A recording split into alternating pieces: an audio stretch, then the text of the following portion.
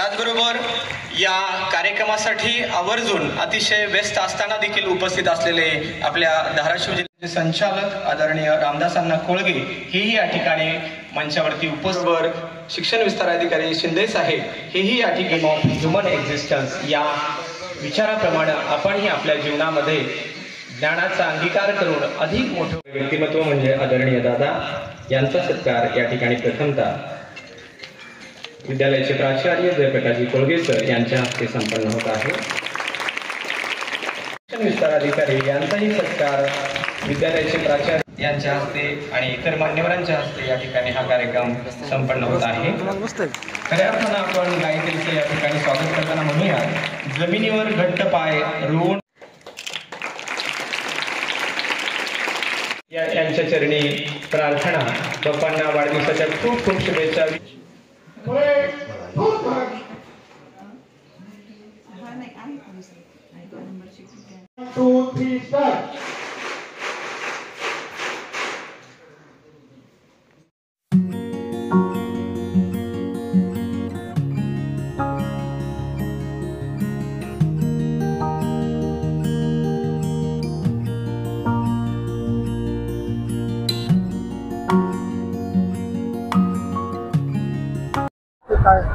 आमच्या शाळेनं आमच्या शिक्षकाने या खेळाडूसाठी खूप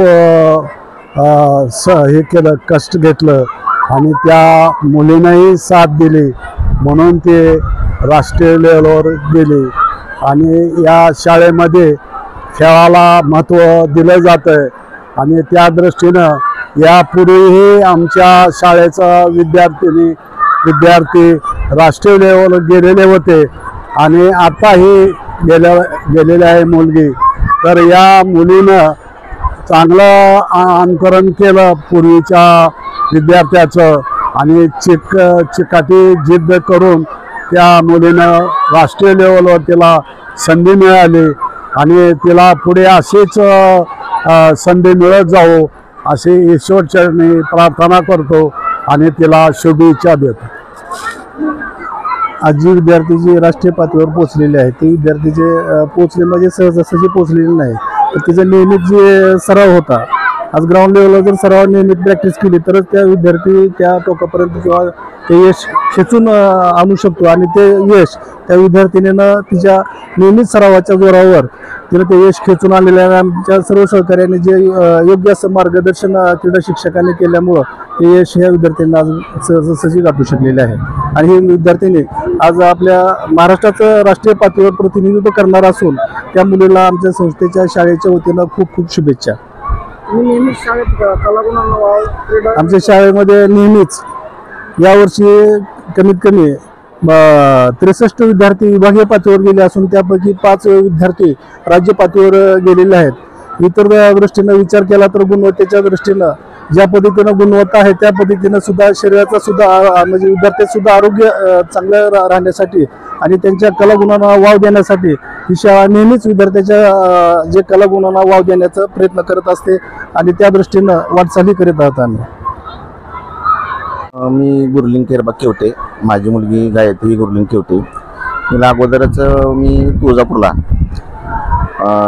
जिल्हास्तरीय या ठिकाणी सकाळी सोडणे सरावासाठी, पुन्हा संध्याकाळी 9 वाजेपर्यंत सराव घेणे असा प्रवास करत आहे। तिनं 2 टाईम तिला सराव घेतो मी, सकाळ आणि संध्याकाळ।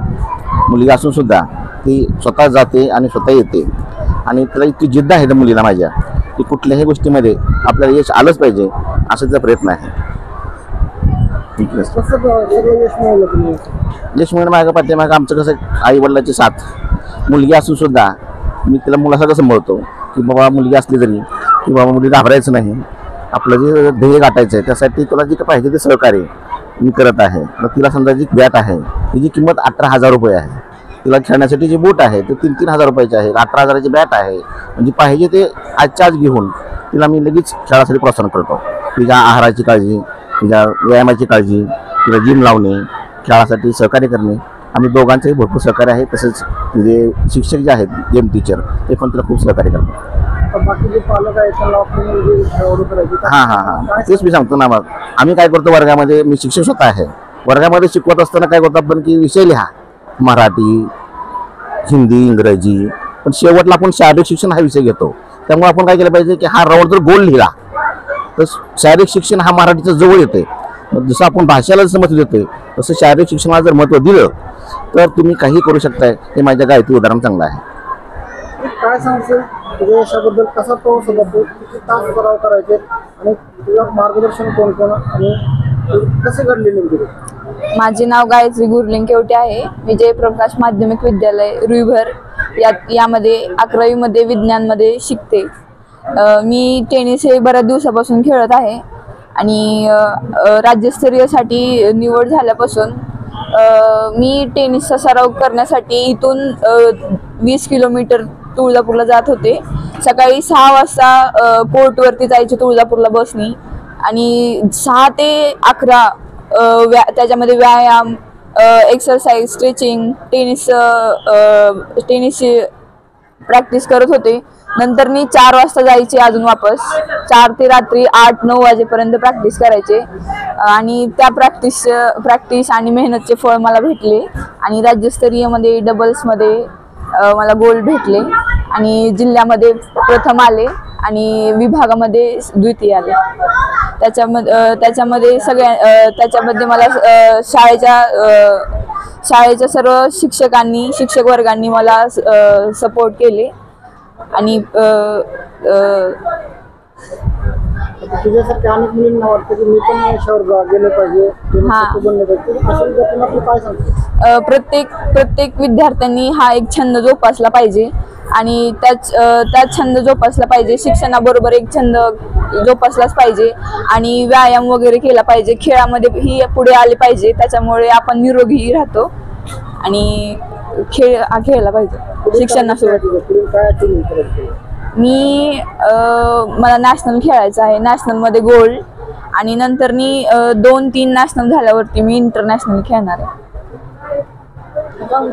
आमच्या शाळेतली विद्यार्थिनी गायत्री केवटे हिनं राज्यस्तरीय सॉफ्ट टेनिस स्पर्धेत प्रथम क्रमांक मिळवला आहे आणि याबद्दल आम्हाला खूप गर्व वाटत आहे आणि तिची चिकाटी आणि तिचा प्रवास बघून आम्हीही नक्कीच प्रयत्न करू की आम्हीही या शाळेचं नाव लौकिक करू आणि प्रत्येक खेळात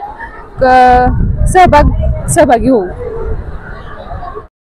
माझे नाव प्रज्ञा मिनीनाथ कोळगे. मी जयप्रकाश विद्यालयाची विद्यार्थिनी.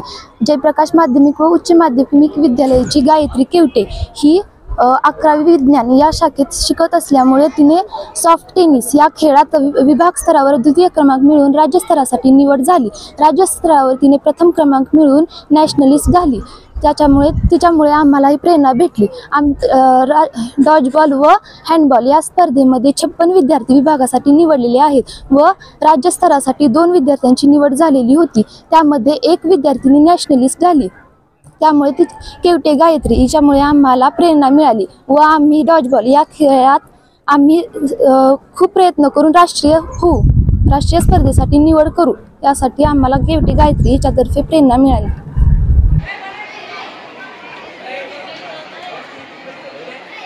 ठीक.